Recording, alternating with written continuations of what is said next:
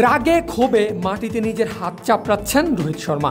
না, বাংলাদেশি ব্যাটাররা এমন কিছু করে ফেলেনি যেটার জন্য ভারতের ক্যাপ্টেনকে এভাবে নিজের ওপর রাগ প্রকাশ করতে হবে।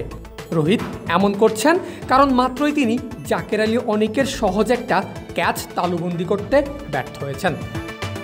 আর রোহিত এই ভুলটা না করলেই অক্ষর প্যাটেলের হ্যাটট্রিক পূর্ণ হয়ে যেত।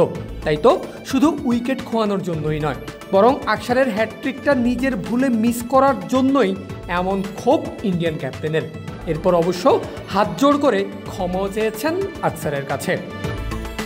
এই তো গেল ভারতীয়দের কথা। নবম ওভারের ওই সময়টায় বাংলাদেশের কি অবস্থা? রোহিত যদি ক্যাচ না মিস করতেন তবে সাজঘরের পথ ধরত বাংলাদেশের ৬ নম্বর ব্যাটার, যার মধ্যে দলের রানে ৪ জনেরই কন্ট্রিবিউশন থাকত 0, যাকে এক কথায় ধ্বংসস্তূপ বলে আর কি। বাংলাদেশের উইকেট হারানো শুরু হয় ইনিংসের প্রথম ওভার থেকেই। সবার আগে সাজঘরে ফেরেন সৌম্য সরকার। মোহাম্মদ শামির ইনসুইংয়ে ক্যাচ দেন উইকেটরক্ষক লোকেশ রাহুলের হাতে। 5 বলে সৌম্য করেন 0 রান। দ্বিতীয় ওভারেই সৌম্যর পথে হাঁটেন নাজমুল শান্ত।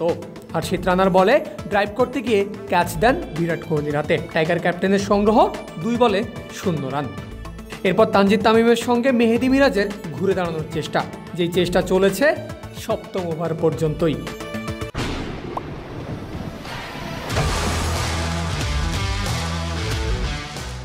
শামির স্টাম্পের বাইরের বলে খোঁচা মেরে স্লিপে শুভমান গিলের হাতে ক্যাচ দেন মেহেদী।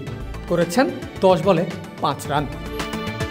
এমনিতেই যে ব্যাটিং অর্ডারে ফাটল ধরে আছে সেটাকে পুরোপুরি ভেঙে দেন অক্ষর প্যাটেল। নবম ওভারে বলে সেই প্রথমেই ফেরান তামিমকে। 25 বলে 25 করা তামিম ক্যাচ দিয়েছেন কিপার রাহুলের হাতে। নতুন ব্যাটার অভিজ্ঞ মুশফিকুর রহিম, কিন্তু তিনিও করেছেন একই কাজ, তাও আবার প্রথম বলেই। রাহুলের হাতেই দিয়েছেন ক্যাচ, ফিরেছেন গোল্ডেন ডাক নিয়ে, যার মধ্য দিয়ে 35 রানে 5 উইকেট হারালো বাংলাদেশ। এরপর নতুন ব্যাটার জাকের আলী অনিকও ফিরতেন প্রথম বলেই, তবে রোহিতের ভুলে বেঁচে যান তিনি। সব মিলিয়ে 10 ওভারে বাংলাদেশ পায় 39 রানের সংগ্রহ। আর দলের রান 50 করতে করতে 12 ওভার 1 বল লাগে টাইগারদের।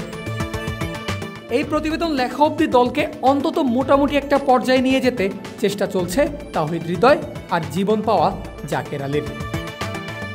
পারভেজ আল হাসান, ক্রিক ফ্রেন্ডজি।